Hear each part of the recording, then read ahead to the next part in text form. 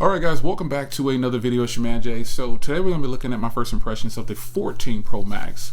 So if you're wondering, yes, this is the reason that I did not put out any more content on the 14 Pro is because at about 3 days in, I ended up taking a trip and when I got back, I just exchanged it out for the 14 Pro Max.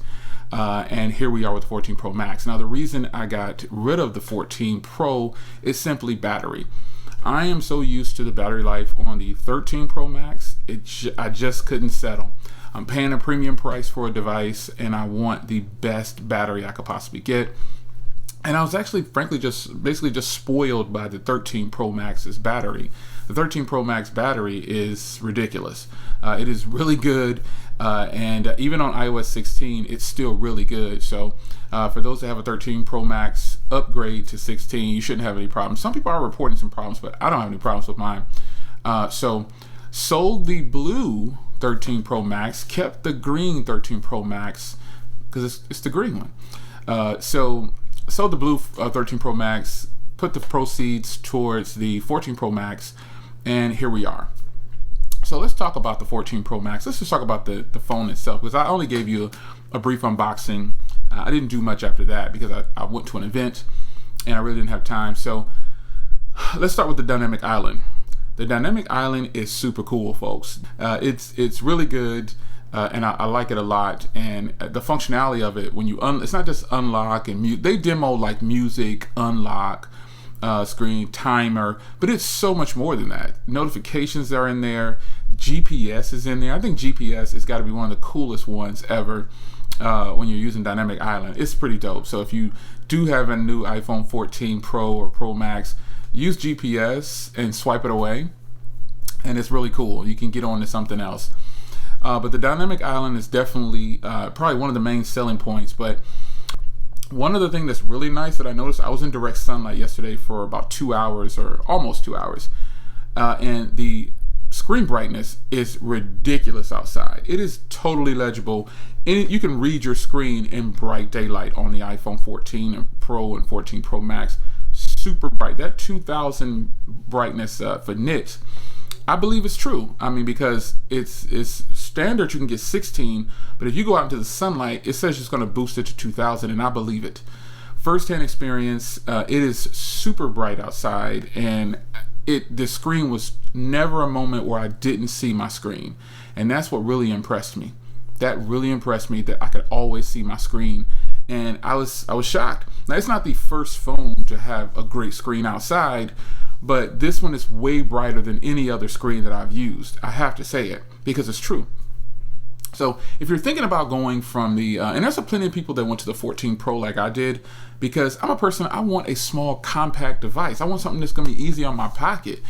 Well, unfortunately, with Apple right now, it's not hidden like that. You know, I'm gonna have to go to the 14, I'm gonna have to stay with the 14 Pro Max in order to get that stellar battery that I'm so used to. So even on my 13 Pro, it got pretty good battery. It did well. So I did pre-order the 14 Plus, and it's supposed to be here on October 6th, I believe, or so. So look out for videos on that. I think that phone is going to have the best battery of all the devices that Apple has to offer right now. I think it will.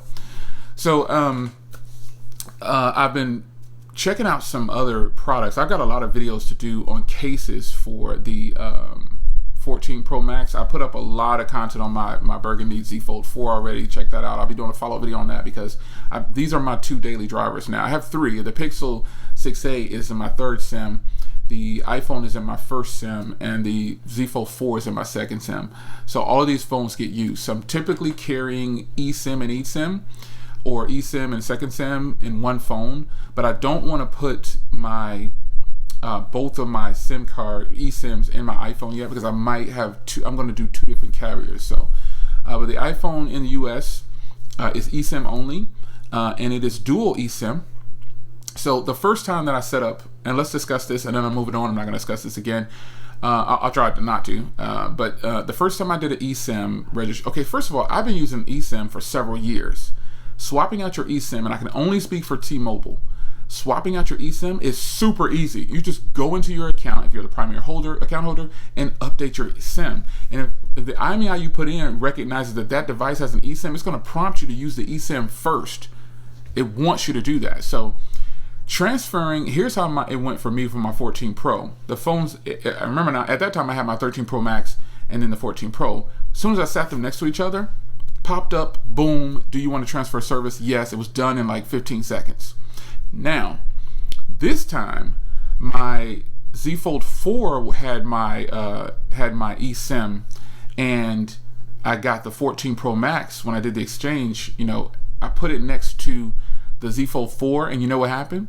It said, "Is this your service?" And it pulled up my phone number. I don't know. It pulled it up, and I said, yeah. Now, could it be that I bought the phone and it recognized, hey, this is the phone number he used for his service provider? I don't know.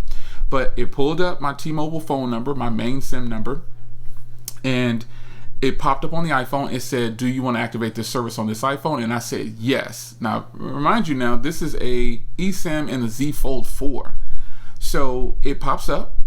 I select yes. And then about 1 minute of processing, it said complete, restarting to a complete service and finish iCloud backup. That's it, folks. So I can tell you with confidence, the eSIM transfer on T-Mobile is flawless for me. I have not had an issue with it. I don't anticipate having any issues.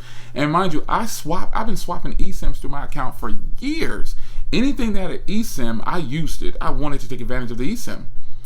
You just need to keep both phones on Wi-Fi while you're doing the swap, because you're going to get a text message on the one that's active to approve it, and then approve it again. It'll give you a code to put in to say this is really you authorize this, and then when you select yes, and when you go through the process, you have to reply with the number 1 on T-Mobile before it's done. So if you delete anything, get off of Wi-Fi, get off of service, it's going to mess up, and your number's going to be floating in la la land.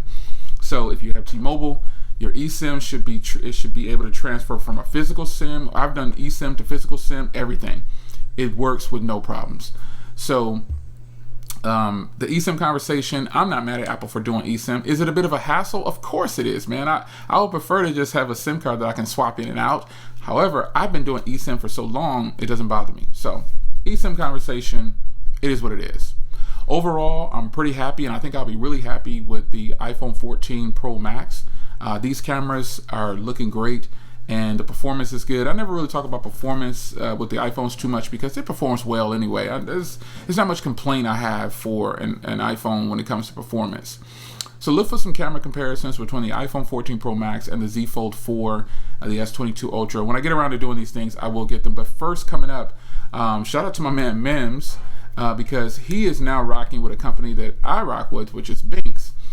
Binks reached out to me last month and said, hey Jay, we got some cases. And I said, you know what, go ahead and send them over for the 14 Pro Max. They sent me a glass, and I've been using it ever since. I'll put that video out soon, probably this week or tomorrow or something. I don't know, recording this video. But I just want to tell you that the Binks products is going to remind you of the Pataka Pro case. I have people today still asking me, can they buy my Pataka Pro case for my 13 Pro Max? It's incredible. The Binks case looks identical to that. It feels identical. It just costs less. It costs half the price, coming in at about 35 bucks. And their glass is 35 bucks too. And it's on the device now. I've been using it for 2 days now, and it is absolutely great. So overall, the battery, the dynamic island, the color, the hardware, I don't have to speak much on Apple's hardware. I really enjoy the hardware on the Apple products. My concern is going to be the cameras and whether these cameras can stand the test of time like the 13 Pro did, 13 Pro Max, and I think they will. Now, I won't be using any kind of top-down shots that much for this phone because I do have my 3 other cameras that I'm using. I have 2 Sonys and my Canon that I've been using for content, but you will see some vlogs with this device in cinematic mode or just 4K 60 or 4K 30 or whatever. So it's your man Jay, impressions of the 14 Pro Max. I'm loving it so far.